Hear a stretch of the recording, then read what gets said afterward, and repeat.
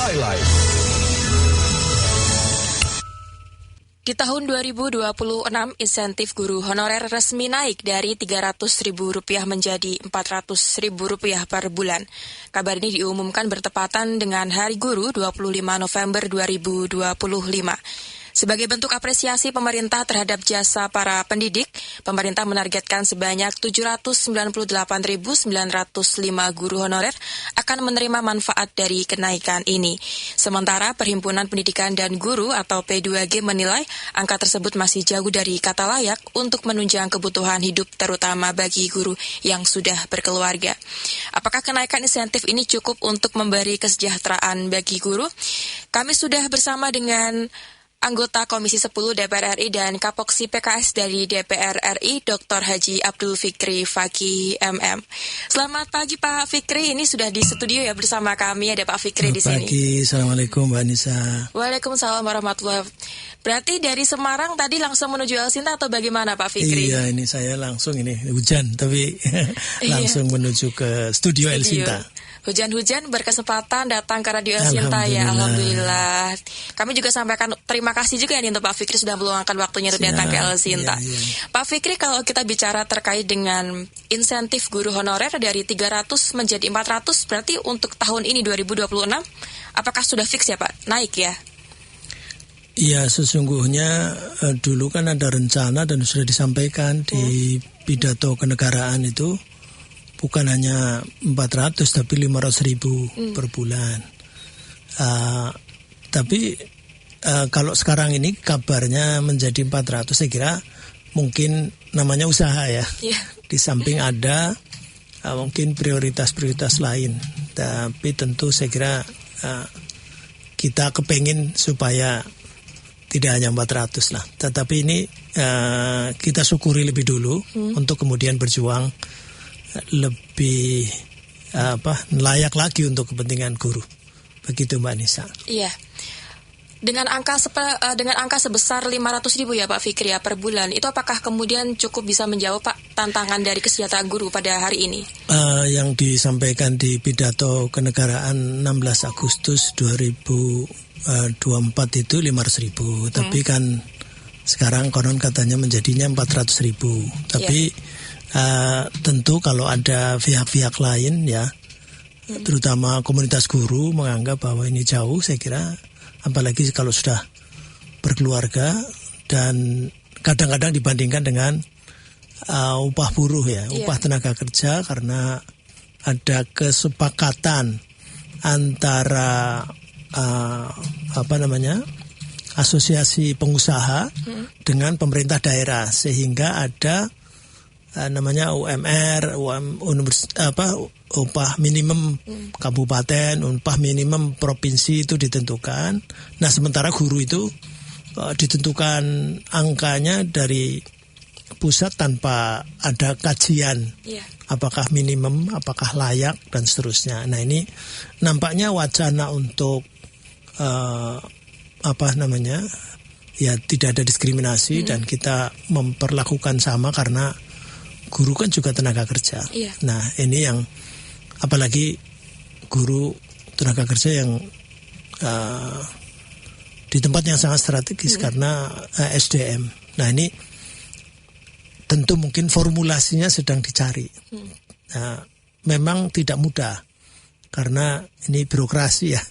Pakainya ASN atau tidak ASN. ASN pun kemudian bermetamorfosis menjadi ASN-nya dulu kan hanya PNS, sekarang ada P3K. P3K pun ada yang P3K lengkap sepenuhnya, ada yang paruh waktu dan seterusnya. Ini tentu skema untuk mencari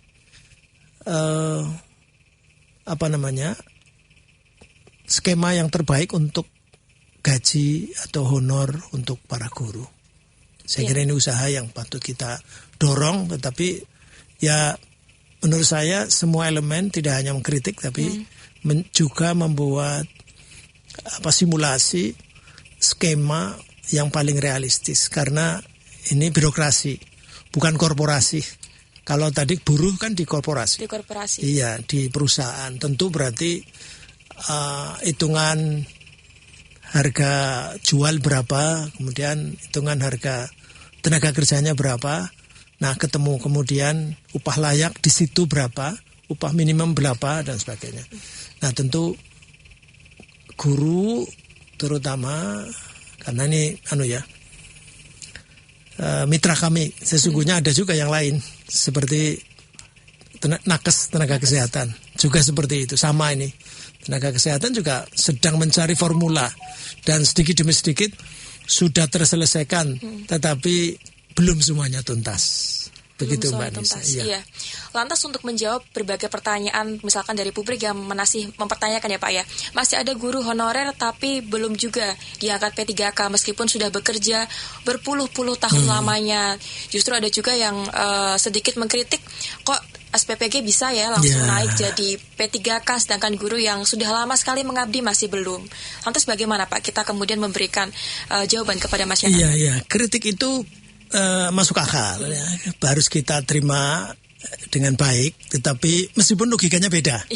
Tadi kalau SPPG memang kerja ya, kerja harian itu dinilai mungkin 8 jam, kalau shift dan satu hari 3 shift misalnya 8 jam berapa kerjanya, ya full itu pagi sampai jam berapa, jam 8 sampai jam 3 misalnya dan seterusnya. Kalau guru ini beda. Guru ini tidak tidak dinilai jam-jaman seperti itu. Kalau toh misalnya di swasta itu jamnya jam mengajar. Jam mengajar itu ya per jam pelajaran.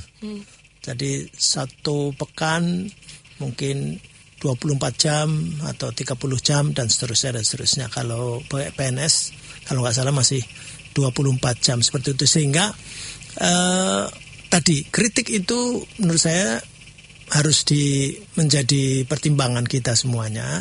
Hanya logikanya beda soalnya. Jadi sumbernya juga berbeda. Kalau ini kan ya kayak di SPPG ini kan juga diserahkan ke swasta kepada masyarakat sehingga ya hitungannya hitungan bisnis gitu.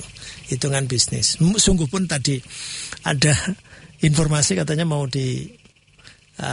didaftarkan ke P3K. Tentu ini harus ada penyesuaian, ada adaptasi sesuai dengan regulasi yang ada. Apakah memungkinkan atau tidak, berapa tahun, kemudian mereka siapa yang berhak dan harus juga tidak boleh kemudian ada diskriminasi yang sudah berpuluh-puluh tahun malah tidak diangkat, sementara ada yang baru kemarin kemudian sekarang mau didaftarkan atau dimasukkan ke P3K. Tentu sekali lagi kita menghargai semua, tapi skemanya harus dipikirkan. Tapi kalau yang khusus ini tentang guru, memang ini harus kompleks ya. Di satu sisi kalau mungkin di DPR, sekarang salah satunya adalah sedang diformulasikan 3 undang-undang menjadi satu undang-undang, namanya dikodifikasi. Undang-Undang 20/2003 tentang Sistem Pendidikan Nasional, Undang-Undang nomor 14 tahun 2005 tentang guru dan dosen, sama Undang-Undang 12 tahun 2012 tentang perguruan tinggi. Nah, 3 ini dikodifikasi jadi satu, termasuk di dalamnya bagaimana memformulasikan supaya guru tidak seperti sekarang. Termasuk kesejahteraannya. Ini kan sekarang tidak hanya isu kesejahteraan kalau guru. Guru ini sudah kesejahteraannya tidak jelas, tapi dalam melaksanakan tugas guru itu kalau jurusannya ini lulusan pendidikan, ilmu politik ya. Kalau dari lulusan kependidikan itu kan ada metodologi di pedagogi itu, ada punishment and reward. Punishment and reward itu salah satu cara untuk mendidik. Jadi dikasih hukuman atau dikasih penghargaan, itu cara. Nah, ketika ngasih penghargaan gak ada masalah, ngasih hukuman sekarang ini dilaporkan ke polisi. Ini banyak sekarang dikriminalisasi atau dipidanakan dan sebagainya. Ini juga nanti perlindungan guru seperti apa andaikan tidak harus ada undang-undang perlindungan guru, tetapi di undang-undang Sisdiknas tadi diformulasi 3 undang-undang jadi satu itu, supaya juga mereka terlindungi. Jadi ya resikonya nanti ke depan, ini kalau formulasinya bagus, kesejahteraan juga mungkin nanti benchmarking ke negara-negara maju, mungkin nanti akan semakin sejahtera. Tapi risikonya ya berarti tidak semua orang mudah untuk jadi guru. Nantinya begitu. Nantinya seperti itu karena ya kalau kemudian bolak-balik kita referensinya ke Finlandia misalnya. Finlandia itu pengajar daycare atau mungkin PAUD saja itu S2. Harus S2. Ya sampai S2 rata-rata S2. Itu kan ya di sini mau ndak orang S2 ngajar PAUD kan? Iya. Sudah begitu kemudian dengan spesifikasi atau kualifikasi tertentu sehingga kalau kita kemudian dibanding-bandingkan ya memang nggak apple to apple ya. Jadi satu di sana negara dengan penduduk cuma 5 juta sekian. Kita ini 270 juta, ini kan nggak ada apa-apanya. Kalau tengah seloroh di sini itu di Indonesia ini ada satu kabupaten yang penduduknya 5 juta. Sebenarnya Kabupaten Bogor itu 5 juta. Jadi kan Finlandia sama dengan satu Kabupaten Bogor. Jadi lebih rumit di sini. Kalau kemudian di sana guru itu rata-rata itu sampai 50 dirupiahkan itu satu bulan bisa sampai 50 juta lebih lah gitu. 50 juta rupiah dirupiahkan. Ya kita jangan hanya iri pada angkanya, tapi kualifikasinya juga luar biasanya. Jadi ini nanti ke depan seperti itu, tapi ya sekarang yang ada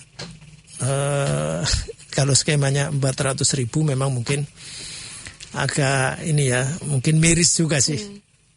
Ini pun sudah naik. Ini pun sudah naik. Yang dari 300.000 menjadi 400.000 yang sebelumnya diumumkan sesungguhnya 500.000.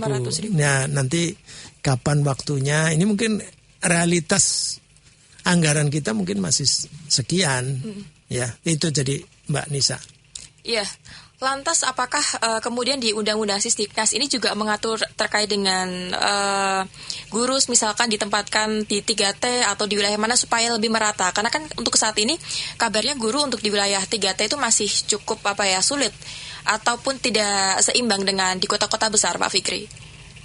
Waduh, ini kompleks lah sih kalau sudah 3T, nggak usah 3T ya. Kita ini berapa kilometer dari Jakarta, kita udah pernah datang di Provinsi Banten misalnya, di Lebak, di mana. Satu sekolah negeri, ASN-nya PNS, cuma satu kepala sekolah. Kalau itu SD kan ada kelas 1, kelas 2, kelas 3, kelas 4, kelas 5, kelas 6. Kalau masing-masing satu rombel aja 6 rombel. Ya kepala sekolah satu harus ngajar semua dari kelas 1 sampai kan nggak bisa. Sehingga harus merekrut guru honorer. Nah, ini guru honorer itu teorinya itu sejak tahun 2005 dengan terbitnya PP 48 2005, maka haram hukumnya itu diangkat guru honorer. Sehingga ketika tahun kapan itu? Ketika Pak Menterinya Pak Cahyokumolo itu mengumumkan tahun depan sudah nggak ada lagi guru honorer. Ya memang sejak tahun 2005 mestinya sudah nggak ada honorer lagi. Tapi faktanya, jadi ada yang meninggal, ada yang mungkin pokoknya tinggal satu, terus nggak ada penggantinya. Ya kalau tahu bukan honorer namanya apa kan harus diajar. Nah sehingga mereka merekrut guru yang sekarang masih disebut sebagai honorer menurut PP 48 2005 tidak boleh gitu. Jadi kalau ada pengumuman katanya mulai 1 Januari 2026 sudah nggak boleh lagi ada guru honorer. Sesungguhnya bukan hanya 2026, sejak 2005. Sejak 2005 itu sudah nggak boleh ada guru honorer. Tapi faktanya masih ada. Di lapangan banyak ya. Sehingga itu di sekolah negeri. Kalau sekolah swasta kan namanya bukan honorer, namanya guru swasta. Guru swasta. Nah, guru swasta. Guru negeri saja di sekolah negeri itu masih ada, sehingga dulu ada K1, K2. Akhirnya ada P1, P2, P3, P4 dan seterusnya lah sampai sekarang. Dulu hanya ada PNS. Jadi K1, K2 berbahagialah mereka karena semuanya diangkat menjadi PNS. Nah, begitu keluar Undang-Undang 5 2014 tentang ASN, aparatur sipil negara, ternyata ada 2 skema. ASN itu ada PNS dan P3K, maka selanjutnya guru tidak diangkat menjadi PNS tapi jadi P3K. Nah, P3K ini juga masih berproses. Ternyata dibebankan kepada daerah. Nah, ketika di daerah dan DAU-nya tidak naik, kepala daerah rata-rata protes karena nggak sanggup. Jadi analisa keuangan daerahnya mereka tidak sanggup, sehingga kebutuhannya ada 6.000 orang guru honorer yang harus diangkat menjadi ASN. Tapi kabupaten atau kota hanya mengajukan 500. Kan 6.000 hanya 500, kan masih ada 5.500. 5.500 yang lain yang tidak diangkat, maka kemudian protes mereka. Terus begitu tidak selesai-selesai. Nah, inilah yang sesungguhnya kalau di DPR, karena saya sebelum jadi anggota DPR RI kan di DPR provinsi. Itu kan di DPR provinsi kan juga saya masih tahun 2014. Jadi sudah keluar PP 48 itu.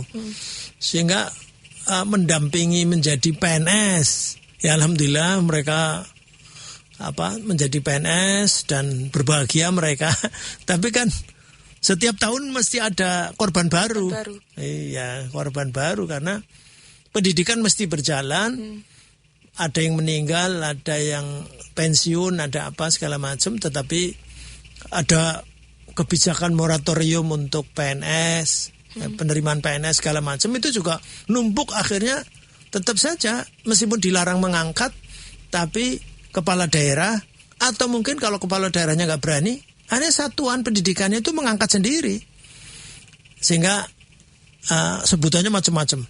Ada honorer, ada guru non ASN, ada akhirnya sekarang non ASN juga nggak boleh, guru honorer juga nggak boleh. Akhirnya relawan.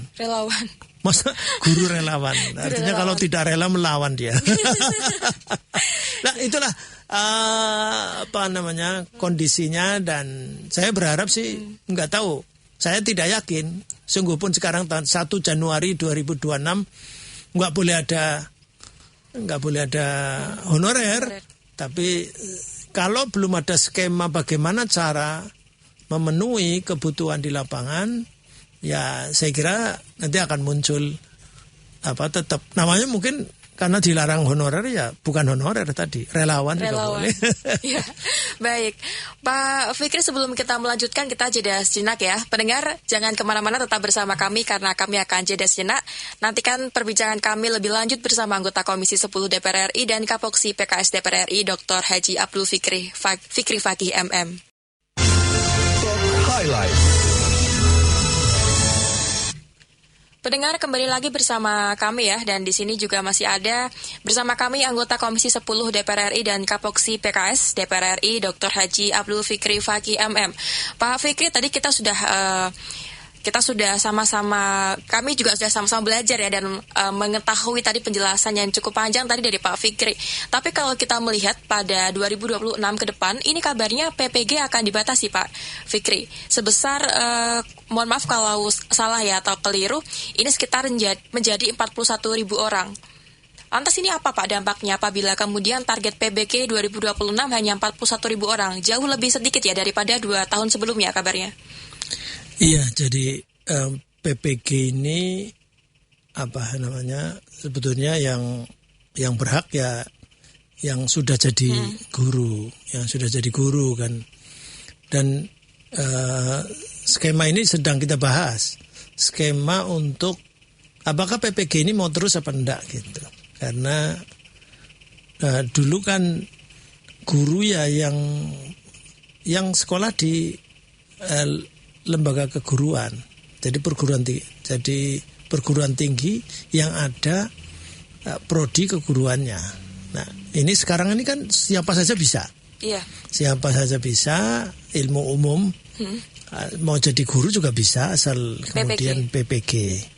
Nah, ini makanya ini menuntaskan saja yang sudah ada. Sementara ini skema PPG kita akan memformulasikan di Undang-Undang Sejiknas yang akan datang ini. Mudah-mudahan masa sidang ini bisa diserahkan ke Balek dan nanti jadi dokumen publik. Kalau sudah jadi dokumen publik, nanti masyarakat bisa memberikan masukan sebanyak-banyaknya.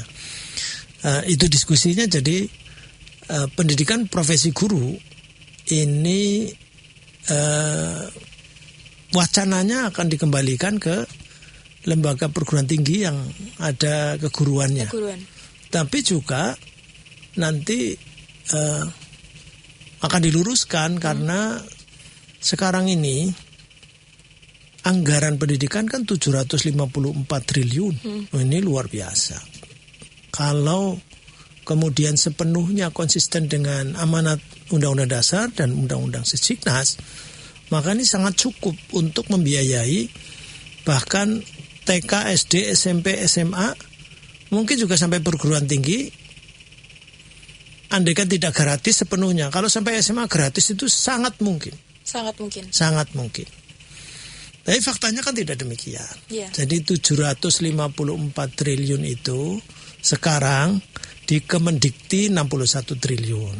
Di Kemendikdasmen 55 triliun. Kan berarti 111 triliun saja. Nah, lebihnya kemana? Ke KL lain. Ke kementerian dan lembaga lain. Jadi ada di Kementerian Pertahanan, ada di Kementerian Keuangan, ada di Kementerian PU. Semuanya mengambil dana pendidikan. Semula mereka izinnya itu adalah menyelenggarakan pendidikan kedinasan. Jadi ya sesuai dengan bidangnya. PU ya sudah PU. Perhubungan, misalnya perhubungan darat, perhubungan laut, perhubungan udara, begitu kira-kira. Pertahanan juga begitu. Termasuk juga Kementerian Agama ini. Kementerian Agama juga nanti keagamaan. Jadi nanti kita world class university di bidangnya masing-masing gitu. Nah, tapi faktanya sekarang semua membuka prodi umum. Yang akhirnya di UIN juga ada kedokteran. Di UNES yang tadinya IKIP sekarang juga ada kedokterannya, ada tadi kesehatan masyarakat, ada ilmu politik dan sebagainya sebagai universitas lain. Ini apakah efektif dan sesungguhnya kalau kemudian nanti dibawa kemana-mana, konsentrasi untuk kegiatan belajar mengajar yang langsung ke murid dan mahasiswa atau apalagi ke guru, ini akhirnya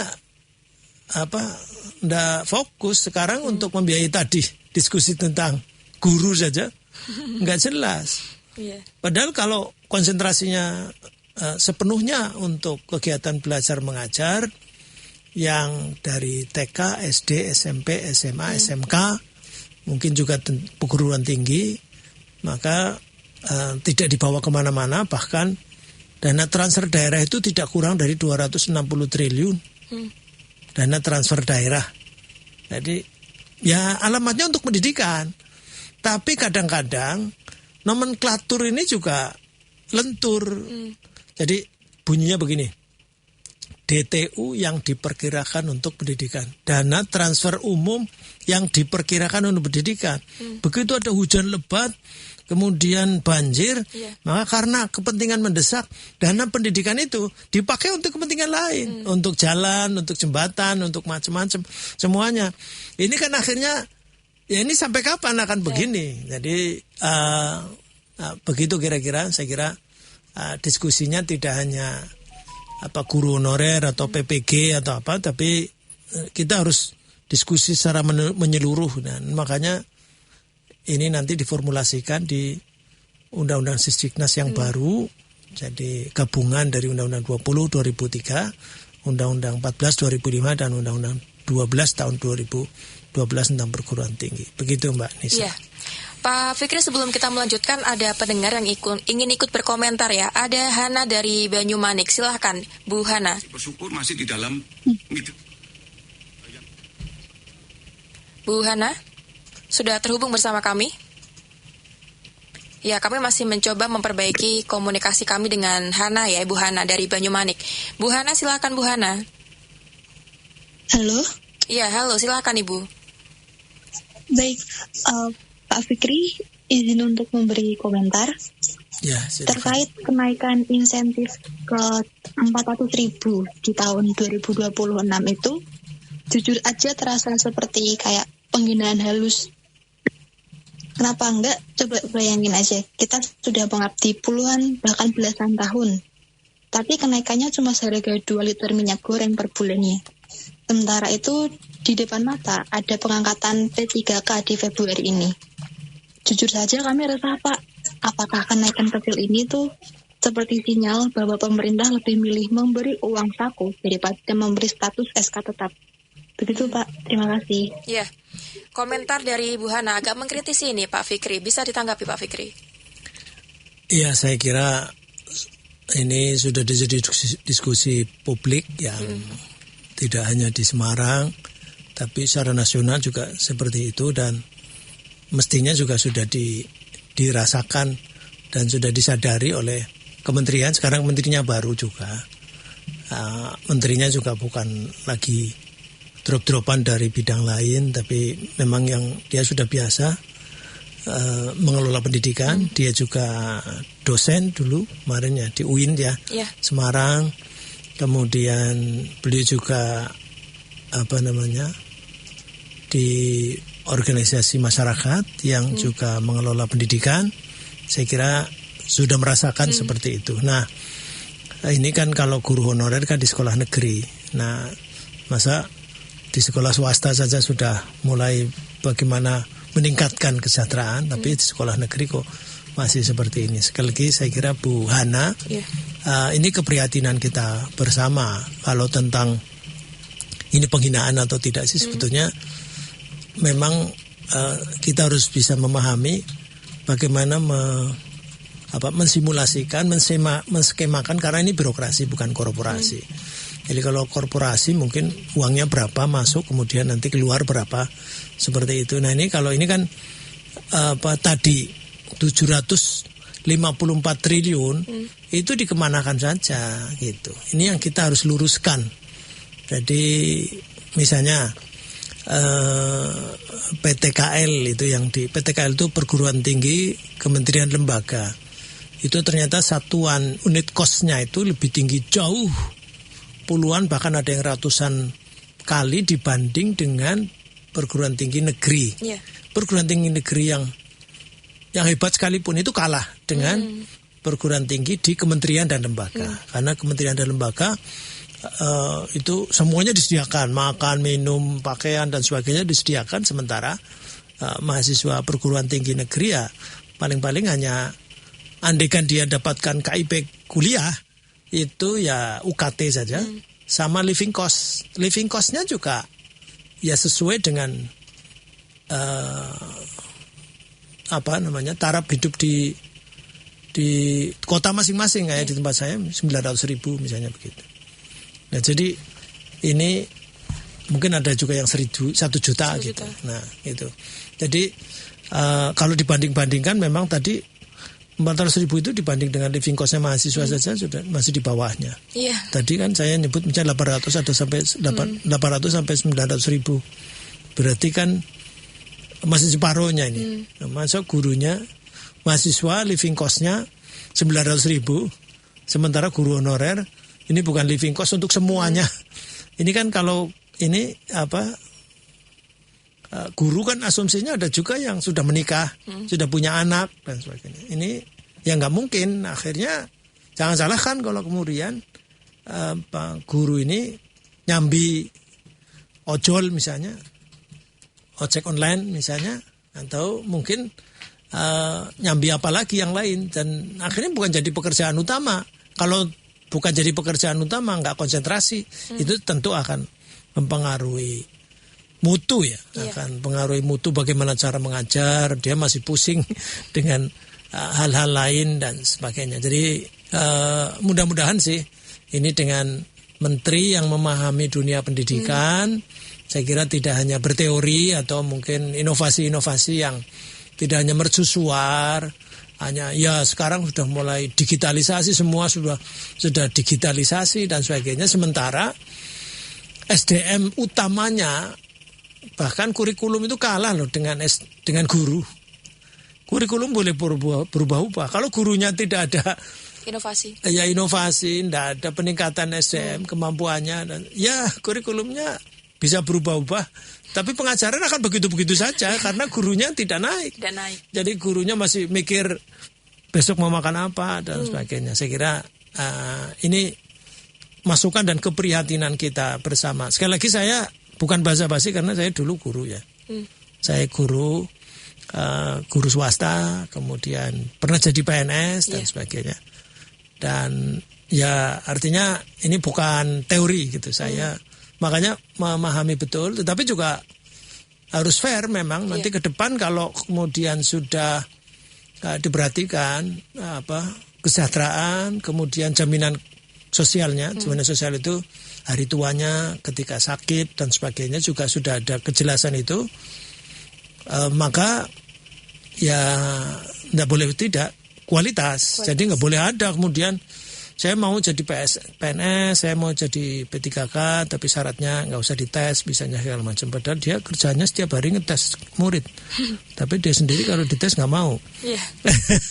Ini saya guru ya, saya guru, jadi saya pengalaman ya Pak ya. Pengalaman, dan saya tes semuanya sekian ribu orang, dan yang diterima cuma berapa. Ya diterima atau tidak itu tergantung prestasinya dan sebagainya. Saya kira ke depan saya kira akan seperti itu. Jadi kita akan mendorong terus. Sekarang saya kira skema penyelesaian honorer yang real. Mereka bukan pencari kerja, mereka sudah kerja. Honorer itu bukan pencari kerja loh. Mereka sudah kerja. Hanya statusnya yang nggak jelas. Hanya statusnya nggak jelas, tetap aja honorer. Mau di P3K-kan saja, akhirnya ternyata nggak cukup, akhirnya diganti menjadi P3K paruh waktu, misalnya segala macam. Ada apa? Kerjanya kan bukan paruh waktu, kerjanya full waktu, tetapi statusnya paruh waktu. Ini sekali lagi mungkin karena solusi dengan segala keterbatasan anggaran, ya mungkin nanti jangan sampai juga ini nanti disibukkan dengan flagship atau program direktif presiden yang kemudian mengganggu anggaran pendidikan, saya kira. Pak Fikri, sebelum melanjutkan ada satu lagi ya pendengar mungkin terakhir ya dari Pak Yani Kendal dari Kendal. Silakan Pak Yani. Selamat pagi Pak Fikri. Selamat pagi Pak Yani. Ini saya langsung Pak, kalau honornya kita sediakan para waktu itu sudah belum cukup anggarannya Pak. Anggarannya itu banyak korupsi kita Pak. 12 triliun untuk memperkaya perusahaan. Ya ini sebabnya honorer aja yang kasus di Jambi itu hanya 400.000 per bulan Pak. Gajinya itu. Ada yang lebih lagi di Jawa ini, teman-teman saya itu gajinya itu 200.000 Pak. Per bulan tuh. Ya itu kenapa kalau itu mempengaruhi kualitas guru itu mempengaruhi bagaimana guru itu menyesuaikan diri pada audien murid-muridnya itu. Dia tidak hanya sebagai amal jariah, amal solehnya dia Pak, dalam waktunya dia mengajar ya dia baik gitu Pak. Ya itu naiknya itu anggaran yang terlalu besar dikorupsi itu akhirnya guru tidak berkualitas. Kedua ya kurikulum dan mudahnya sekolah untuk sebagai guru. Jadi guru itu sekolah itu mudah, nggak seperti halnya penerimaan di kedokteran atau di teknik yang lebih sulit. Sebenarnya sekolah-sekolah guru itu harus lebih sulit masuknya, Pak. Seleksinya lebih ketat. Lebih harus itu akan menghasilkan kualitas guru yang lebih baik. Sehingga tidak terjadi disparitas yang terjadi di tengah masyarakat ini. Ada sertifikasi dengan gaji dan tunjangan sertifikasi 6 juta itu sebulan itu. Dua-duanya ada itu. Teman saya kepala sekolah SMA sama guru itu dua-duanya dapat, berarti keluarga itu dapat gaji 12 juta lebih itu. Iya, baik. Ya kan dengan 400.000 itu kan sangat timpang sekali sebenarnya. Iya. Itu kan. Terima kasih Mbak ya. Ya baik, terima kasih. Ya baik, terima kasih Pak Yani atas komentarnya. Kami sudah menangkap ya maksudnya. Dan ada satu lagi Pak Fikri, ternyata ada dari Pak Henry dari Kudus. Silakan Pak Henry. Pak Henry sudah bersama kami. Oh iya. Iya, silakan Pak Henry. Ya, selamat siang Pak Fikri. Selamat siang. Iya, saya Henry Pak, saya juga salah satu guru honorer di Kudus Jawa Tengah.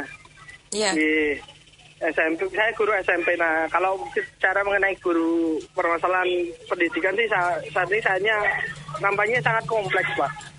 Yang pertama memang political will dari Pak Prabowo itu nampaknya tidak terlalu berpihak pada dunia pendidikan, karena kan dari kemarin informasi yang tersebar bahwa prioritas utama untuk pemerintah saat ini kan bukan pendidikan hanya menjadi prioritas pendukung. Nah, nomor satunya itu malah justru pertahanan, kemudian MBG dan sebagainya. Secara anggaran pun dari kementerian yang paling besar itu malah justru dari kementerian untuk yang MBG itu. Sementara Kementerian Pendidikan itu juga anggarannya namanya sedikit.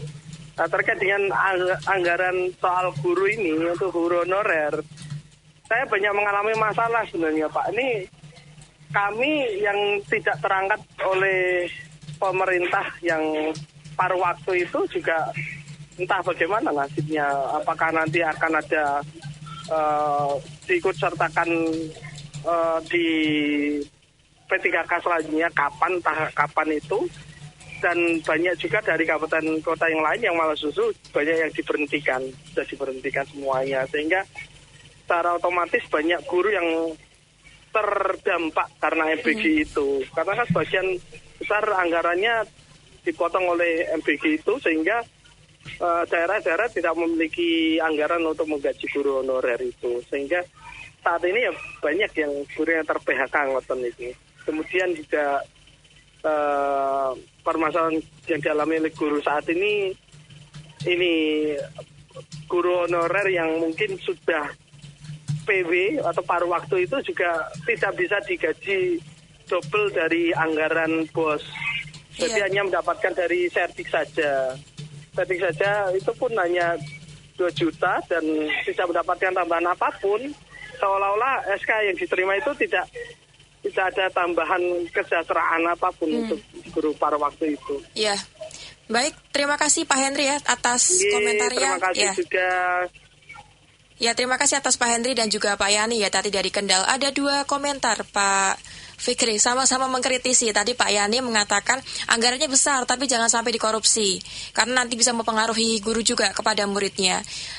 Kemudian ada Pak Henry juga mengatakan permasalahan pendidikan itu cukup kompleks. Katanya political will-nya Pak Prabowo ini tidak berpihak pada dunia pendidikan. Bagaimana komentarnya Pak Fikri? Kalau tentang anggaran, saya kira ini belum diskusi korupsi ya. Iya. Tapi memang tadi 754 triliun itu ke Kemendikdasmen baru 55 triliun. Kemudian yang ke Kemendikti Saintek baru 61 triliun. Andaikan kemudian ditambah di Kementerian Agama karena ada pendidikan juga, itu sekitar 63 triliun. Berarti 111 tambah 63 berarti 174 triliun. 174 triliun untuk pendidikan, sepenuhnya itu dari pendidikan tinggi, pendidikan dasar sampai pendidikan tinggi. Padahal angkanya 754. Ini yang harus bersama-sama diformulasikan supaya sebesar-besarnya untuk kepentingan pendidikan dari pendidikan dasar sampai pendidikan tinggi, menengah sampai pendidikan tinggi. Ini yang saya kira PR kita. Ini belum diskusi korupsi nih. Karena kemarin memang faktanya ada dugaan korupsi, misalnya yang Chromebook dan seterusnya dan seterusnya. Itu kan digitalisasi. Jadi efek atau dampak dari kurikulum. Kurikulumnya kan sekarang cenderung ke digitalisasi sehingga ada pelajaran coding dan seterusnya dan seterusnya. Ini tentu akan ada dampak anggarannya. Tapi faktanya masih kecil. Jadi 754 triliun baru 174 triliun. Nah, ini kan bagaimana caranya supaya membesarkan size dari 174 ini ya separuhnya dari 754 lah. Itu saja sudah lumayan. Nanti saya kira nggak akan ada keluhan tentang ada guru honorer apa segala macam yang belum tercover. Karena semuanya sumbernya dari situ. Tapi juga nanti pemerintah daerah harus nyadari betul kemungkinan nanti kalau untuk memudahkan bisa saja pendidikan sudah didesentralisasikan ya. Desentralisasikan itu sudah dibagi-bagi pendidikan tinggi di pusat, SMA SMK di provinsi, dan pendidikan khusus layanan khusus seperti SLB dan sebagainya itu di provinsi. Kemudian pendidikan SMP ke bawah itu di kabupaten kota. Nanti untuk guru kemungkinan supaya nggak berdebat nih, ini nggak boleh dibiayai oleh bos, kemudian APBD-nya nggak cukup dan sebagainya, maka bisa saja nanti dipusatkan semua. Nah kalau dipusatkan semua, berarti ya daerah nggak usah kemudian mengeluh DAU-nya nggak naik, mau nggak naik atau tidak, yang penting gurunya sejahtera. Jadi memang nggak mampir dulu ke Pemda. Tapi ini saya kira satu di Pak Yani dan saya setuju ini. Tadi saya udah disclaimer ya di depan, saya udah nyampaikan bahwa kalau kesejahteraan itu sudah naik, ya memang risikonya ke depan guru ini ya mungkin jangan-jangan lebih susah dari jadi dokter atau jadi insinyur atau apa segala macam. Jadi ini siap-siap nanti anak-anak pinter saja yang akan masuk. Sebab nggak mungkin kalau kemudian kita berharap apa adanya seperti ini semua orang bisa jadi guru sehingga rekrutmen ya seadanya nggak bisa begitu. Jadi tadi kalau misalnya benchmarkingnya ke Finlandia itu tadi guru PAUD saja orang pinter-pinter. Iya, nggak apple to apple ya Pak? Iya, nggak bisa itu. Jadi kalau di sini guru PAUD sekedarnya, pokoknya tetangganya buka PAUD, kemudian langsung istrinya suruh jadi guru, tetangga kirinya jadi guru, kayak gitu. Pokoknya nggak peduli apakah linear atau tidak, juga nggak peduli apakah tahu tentang ilmu pendidikan atau apa. Mungkin orang pinter, tapi bagaimana cara mengajarnya itu nggak tahu juga. Nggak pernah micro teaching, nggak pernah merawat anak itu.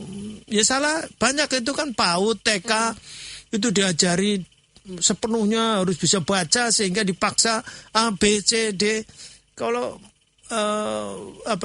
profesor-profesor di bidang pendidikan atau sosiologi pendidikan atau sosiologi anak di bawah 5 tahun tidak boleh dipaksa, dites pun nggak boleh.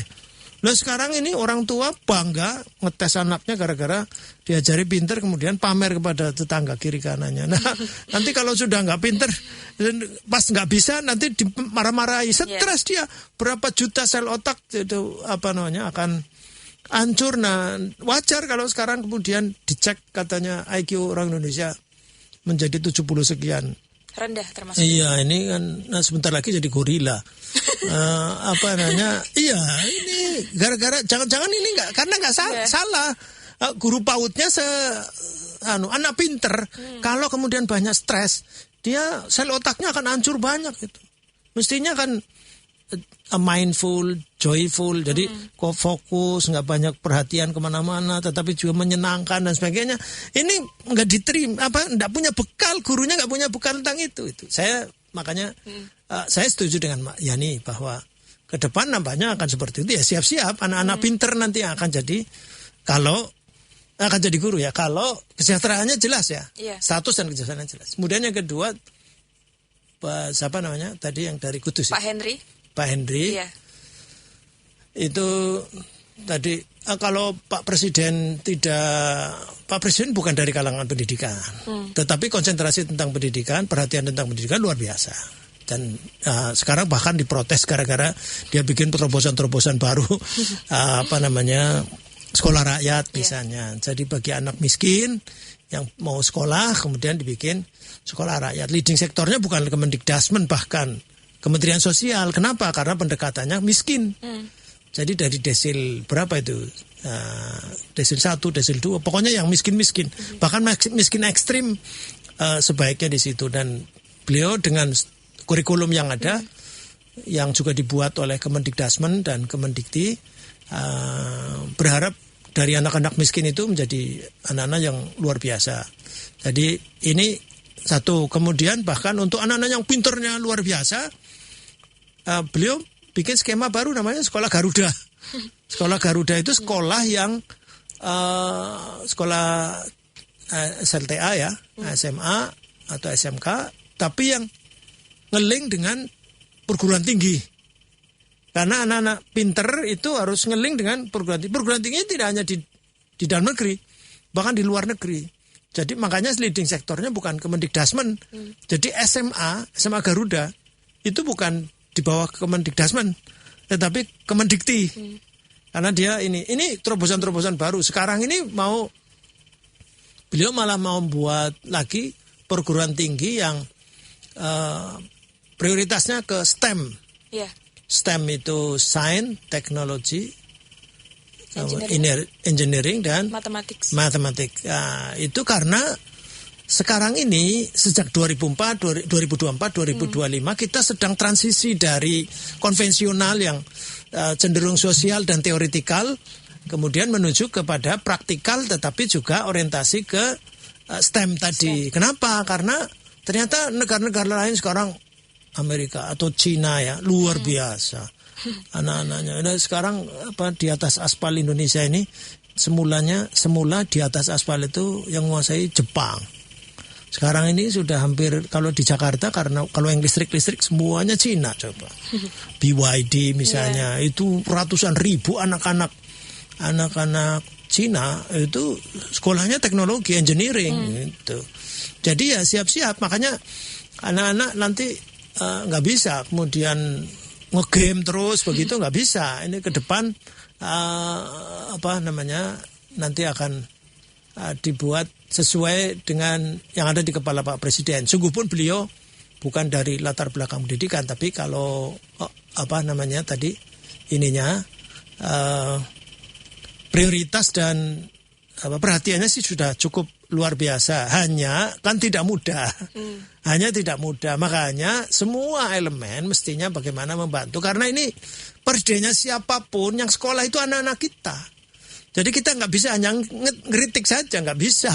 Tapi bagaimana caranya kalau kita nggak puas dengan sekolah-sekolah di bawah pemerintah, ya kita bikin sekolah swasta yang bermutu. Sekolah swasta yang bermutu. Meskipun nanti ini juga sedang disimulasi menindaklanjuti putusan MK yang pendidikan dasar itu nanti gratis. Ini sekolah swasta juga belum tentu siap. Kenapa? Karena ya kalau gratis kan nggak boleh memungut. Yeah. Kalau nggak boleh memungut, ada sekolah-sekolah tertentu yang bayarnya mahal. Kalau kemudian nanti harus gratis, jangan-jangan dia nggak mau tuh. Yeah. Karena dia biasa gaji gurunya juga tinggi.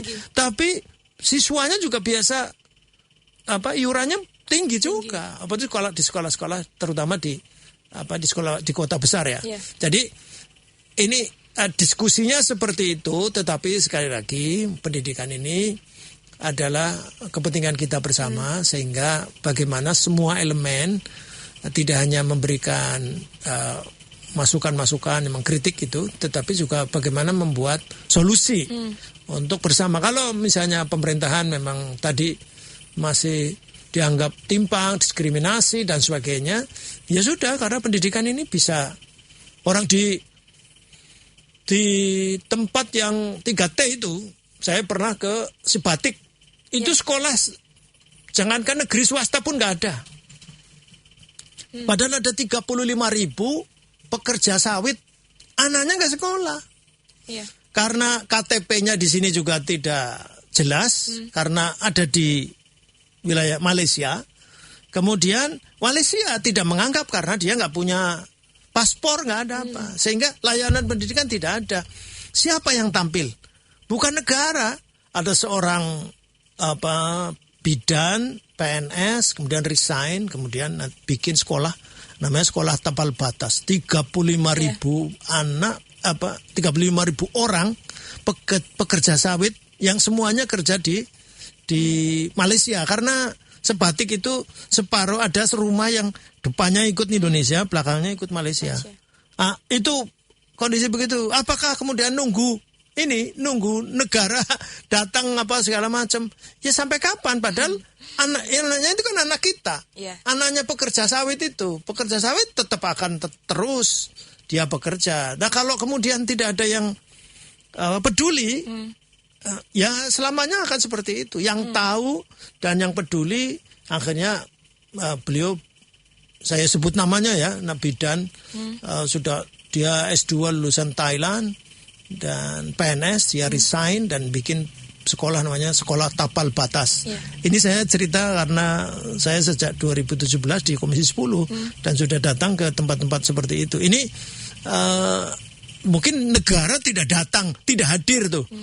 Tapi ada warga negara yang peduli dan akhirnya sekarang kolaborasi. Akhirnya pemerintah tinggal mensupport begitu rupa, dan yang tidak tercover di Sekolah Tapal Batas itu akhirnya di PKBM atau sekolah non formal, PKBM, kejar paket A, B, C gitu. Jadi ini kan solusi seperti itu. Jadi semua pihak saya kira membuat skema, dan kita nggak usah jadi pejabat pun bisa. Karena pendidikan ini, kalau misalnya pemerintahnya nggak beres, kemudian kita nggak peduli dengan pendidikan, anak kita bahaya tuh. Anak kita nanti sekolahnya nanti jadi anak bodoh nanti. Kalau sudah dicek oleh beberapa pihak katanya IQ-nya sudah turun sampai 70 sekian, itu kan hampir jadi gorila kita nanti. Jadi jangan-jangan ada sistem pendidikan kita yang salah. Sekali lagi saya kira baik pemerintah, pihak swasta maupun juga masyarakat mestinya juga semua peduli dengan pendidikan, karena pendidikan ini untuk kepentingan kita semuanya. Begitu, Mbak. Baik, terima kasih Pak Fikri, sekaligus tadi menjadi closing statement kita ya pada Talk Hack kali ini. Siap. Sebelumnya kami sampaikan terima kasih Pak Fikri sudah menyempatkan waktunya untuk datang langsung ke Radio El Sinta Semarang. Demikian pendengar perbincangan kami bersama dengan anggota Komisi 10 DPR RI dan Kapoksi PKS DPR RI, Dr. Haji Abdul Fikri Fakih MM.